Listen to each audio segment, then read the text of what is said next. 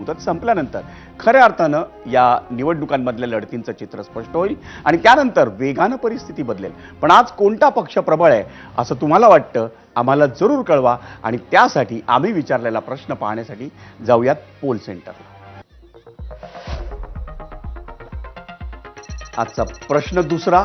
आजच्या घडीला महापालिका निवडणुकीत जनतेचा सर्वात जास्त कल कुणाकडे असेल? भाजप आणि शिवसेना, अर्थातच युती महायुती, दोन्ही ठाकरे बंधू ज्यांनी युती केली आहे, दोन्ही राष्ट्रवादी की काँग्रेस? ह्या चार पर्यायांवरती तुम्हाला आपलं उत्तर द्यायचं.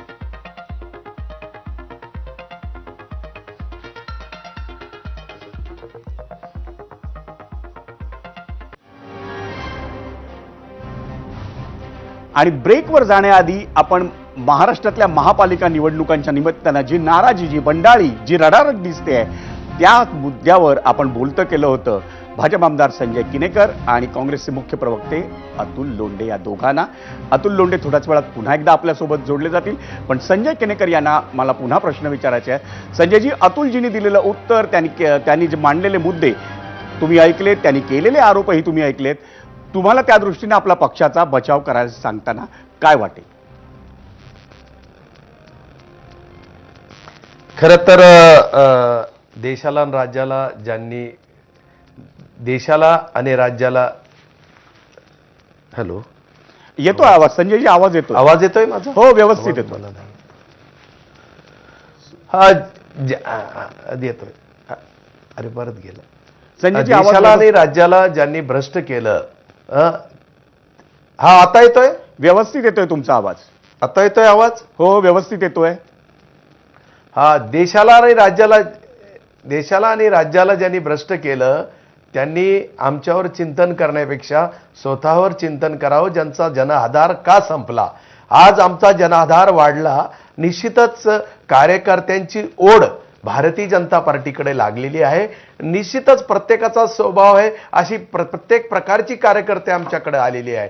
पण आमचा सिद्धांत काही बदललेला नाहीये. प्रथम राष्ट्र, नंतर पक्ष, नंतर मी, हा सिद्धांत आहे आणि त्यानुसार, त्या सिद्धांतानुसारच आमचं चालू आहे. ह्या मागच्या विधानसभेच्या काळात सुद्धा असंच वाटलं होतं की बरीच बंडखोरी होईल, परंतु निश्चितपणे विधानसभेत जे आम्ही यश, घवघवीत यश जनाधाराच्या भरोशावर मिळवलं आणि तिथले बंडखोर सगळे शंभले.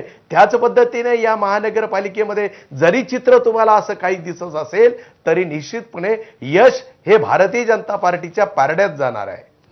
कशा पद्धतीनं भारतीय जनता पार्टी हे यश मिळवणार आहे माहित नाही, पण सध्या तरी रस्त्यावर दिसणारं चित्र हे खूपच अतिशय विदारक असं आहे. कारण केवळ बंडाळी नाहीये, नाराजी आहे, रडारड आहे.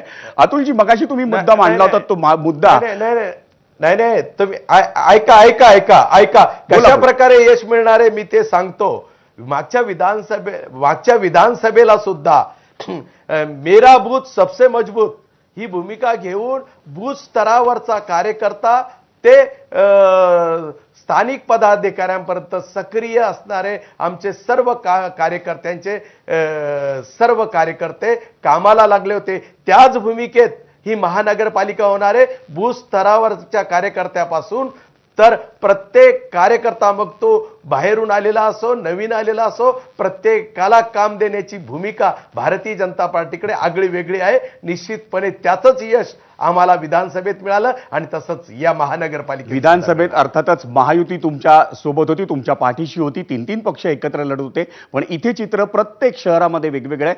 अतुलजी, त्यांनी मांडलेले मुद्दे तुम्हाला पटतायत? प्रथम राष्ट्र, नंतर पक्ष, नंतर मी, धनाधन बंडाळ्या करणारे सगळे सतरंजी उचलणारे कार्यकर्ते, हेच तुमचं प्रथम राष्ट्र, नंतर पक्ष आणि मग नंतर मी असं आहे का? ते सिन्हा म्हणून उपमुख्यमंत्री होते बिहारचे, त्यांना लोकांनी पळवून लावलं, चपला फेकून मारल्या.